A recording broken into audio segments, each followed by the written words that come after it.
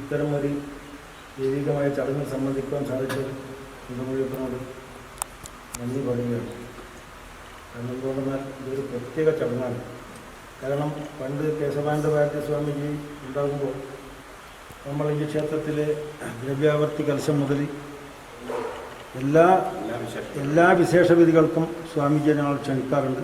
അദ്ദേഹം എത്ര തിരക്കുണ്ടെങ്കിലും നമ്മൾ ക്ഷണം സ്വീകരിച്ച് ഈ ക്ഷേത്രത്തിൻ്റെ എല്ലാ കാര്യത്തിലും വളരെയധികം ആകർഷണമായ ഒരു കാലമുണ്ടായിരുന്നു. സഹസ്രനാളികാര യാഗമണ്ഡപ സമയത്ത് തന്നെ എഴുന്നേൽ സ്വാമിജിയെ കൂട്ടിക്കൊണ്ടിരുമ്പോൾ ഞാൻ എൻ്റെ ഓടിച്ചിട്ടുള്ള സഹോദരങ്ങൾ.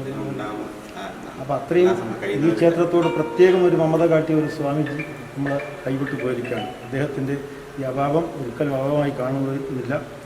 ഇത് നിയുക്ത